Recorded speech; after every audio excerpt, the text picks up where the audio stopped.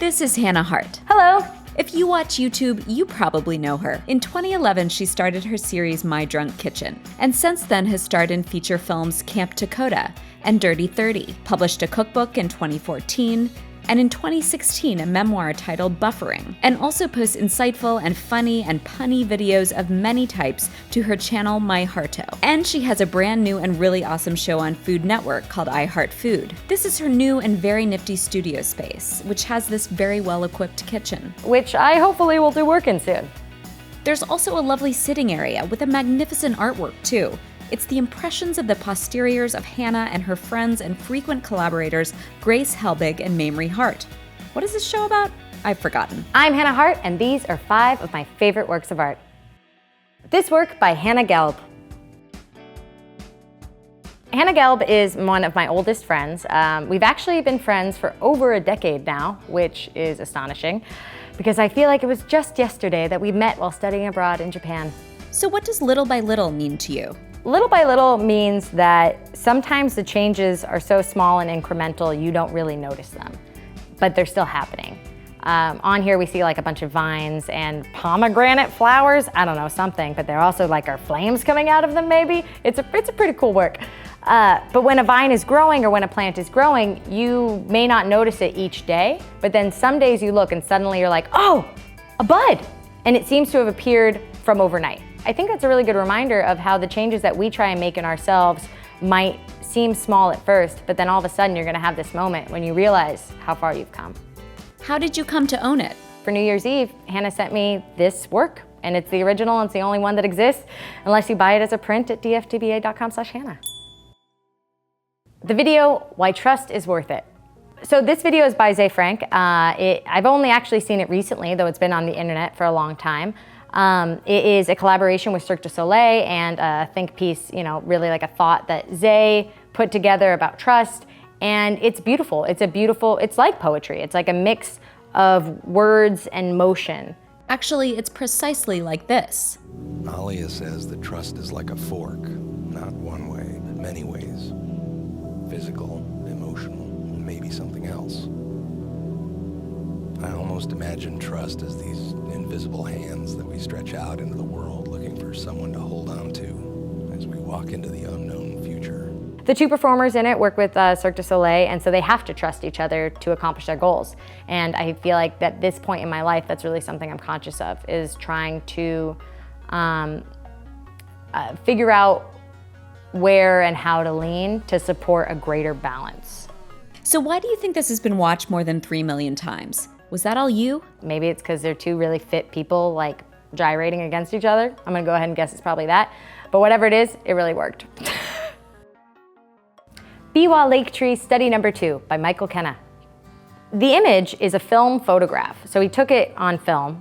And the fact that it's on film, I mean, that exposure is insane. You can't see anything but white. And here you have this tiny tree. Like, I keep trying to picture where he took it and visualize what's around it, and I can't, and I love that. I think about it metaphorically, and I feel like that metaphor changes over time. When I first saw it, I was actually in a really difficult time in my life, and this solitary tree really stood out in isolation to me. Like, it seemed like a very isolated image. And now, when I think of it, I think of all those elements, like thinking about, wow, this tree is in an environment. We just can't see it. Like, where does this tree exist? And that, for me, has some significance. So Hannah has a big book of photos by English artist Michael Kenna, but this is the one that really stood out to her. So much so that she bestowed it with the highest honor any artwork can aspire to, laptop background status. This image I had kept on my desktop for my laptop as the background, the wallpaper, for years. And at the time, I was really good about keeping my desktop organized. Right now, my desktop, ever since I learned how to my girlfriend can't even look at my desktop because it's so upsetting. It's just thumbnails. So there's no art behind there now. It feels very cluttered. Maybe it's about creating space. Yo, art. This print by Cory Godbey. I saw this image online on Etsy, and it was like back in the early days of Etsy, and it's the first piece of art I've ever bought. And I think that in and of itself is pretty special to me. So what are we looking at here? It's an image of a girl walking through the woods, and it's a Little Red Riding Hood, and she's got a lantern with her. And behind her are these trees, these very tall, thin trees, and behind the trees is a massive wolf. You can see the figure completely, but its eye really stands out, which is the same color of the light that the little girl's walking through the woods with. So I have really attached a lot of meaning to this. For me, I use it as a metaphor for my own mental health struggles or my own mental health victories, which is about learning to walk alongside your wolf. Because we can see in the bottom of it that the paws are lit. The light is there, she can see his paws, so she knows the wolf is right there, and she is walking through the night alongside it. So it's a metaphor to me about not running for your demons, or from them. Running for them, I mean, unless they're doing a 10K. Any poem by Mary Oliver.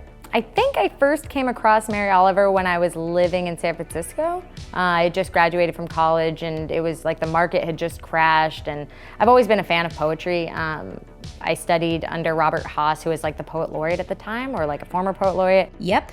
Robert Haas was Poet Laureate of the United States from 1995 to 1997. He has also won the National Book Award and a Pulitzer Prize, among other accolades. As much as a fan of poetry as I am, I'm also only really drawn to specific kinds of work.